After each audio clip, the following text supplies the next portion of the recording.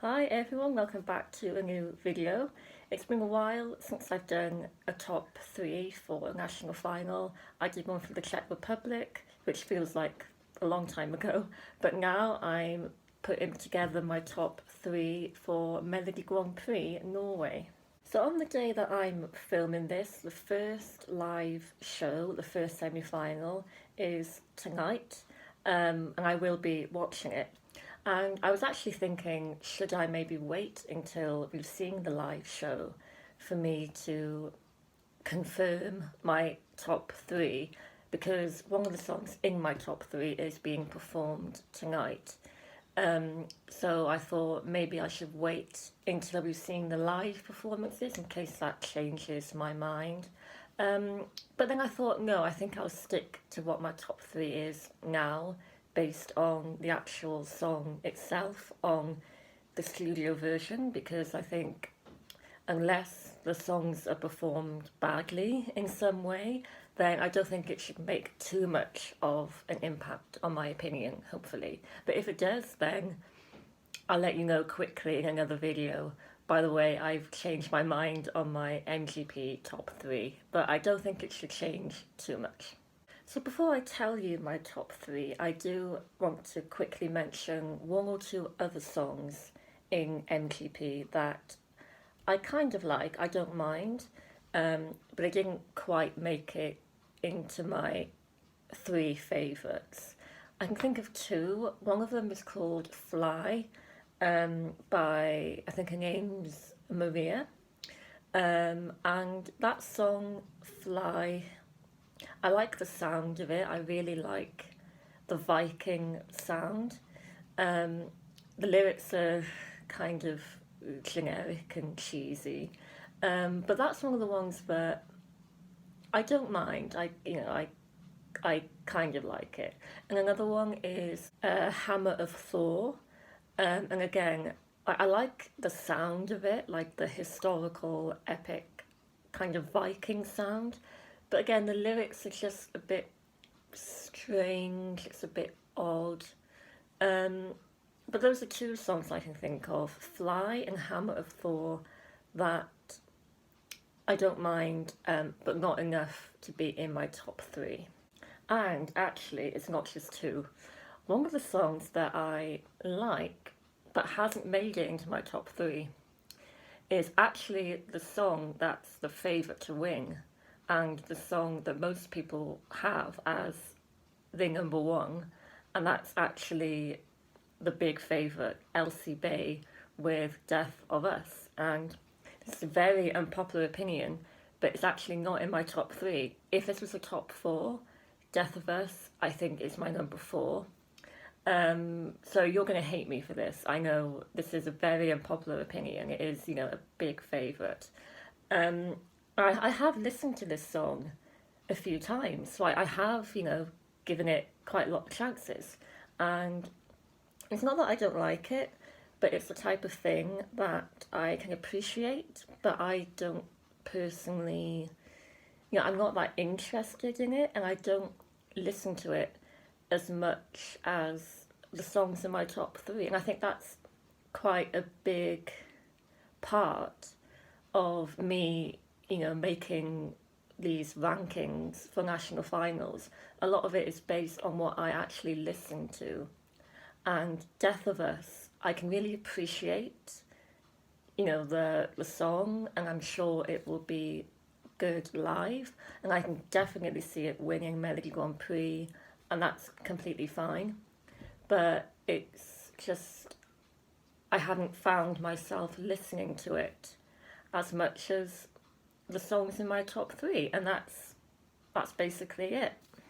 So I know you're going to hate me for this. I just have to be completely honest. My favourite bit of the song actually is the bit towards the end. Really, instrumentation kicks in. The violins, the string elements of it kicking in the climax of the song towards the end. That's quite a big, powerful moment. And that's probably my favourite bit of the song. And I can see why, that's a really epic moment on stage as well. I'm sure it will be. And I'm fine if it wins Melodi Grand Prix. I can understand why. It's just I'm not really sort of connecting with it, and there are other songs that I have chosen to listen to and I've got stuck in my head more than that. So yeah, it's a type of thing that I can appreciate, but I'm not really involved in the hype over it. So that's my explanation for my unpopular opinion. I know you're going to hate me for it, but I like to be honest. So let's get into my top three. And my number three is a song. I'm playing with my headphones, I don't know why. I'll stop that. My number three is a song when I was listening to them and trying to figure out which other ones I liked. This one has grown on me quite a lot over the past few days, and it's Titans by Wild. I'm not sure if that's how you pronounce it. Wild? Wilder? I'm not sure. But yeah, this song, I'm not sure what semi-final it's being performed in. It's not an automatic qualifier, but I think it could be enough to get to the final. Um, you could say it's generic, and it kind of is. You know, the lyrics are quite generic. It's nothing you haven't really heard before. But I really like the beats, you know, like the drums. I just really like how it sounds. And it has been stuck in my head over the past few days. And I think overall it's just a nice, well produced song. And I like it. I'm not expecting it to win Melodi Grand Prix. It is something that we've heard before from other countries. It's nothing groundbreaking. Um, Sounds a bit like Chandelier by Sia, and it has that kind of Greatest Showman, This Is Me vibes about it, like a powerful anthem. Um, but yeah, it's something about it. When I listen to it, I just really like the beat and the melody, and yeah, it's grown on me a lot. My number two, again, another song that has really grown on me. It's been stuck in my head.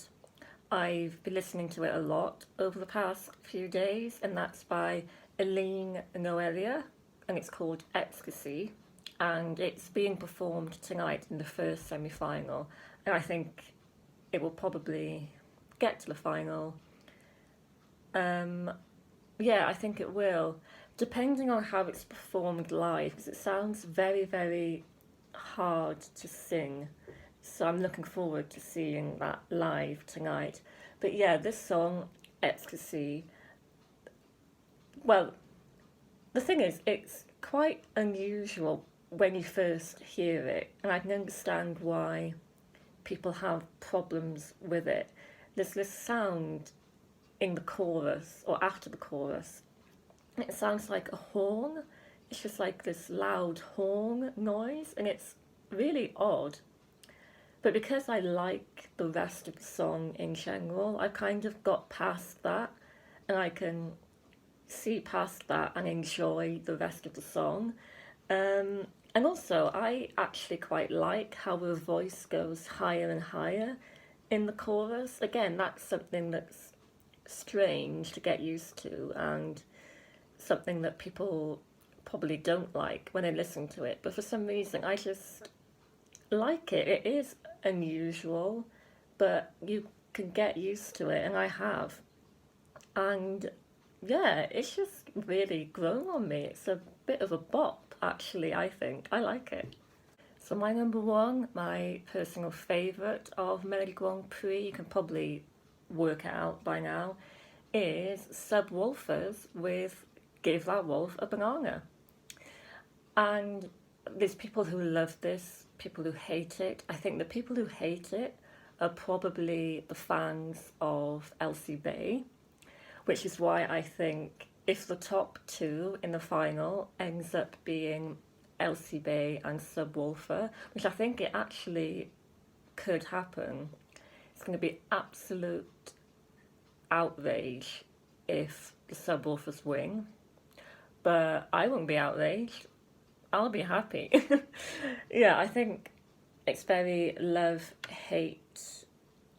You could see it as a joke act, and the lyrics are ridiculous, of course.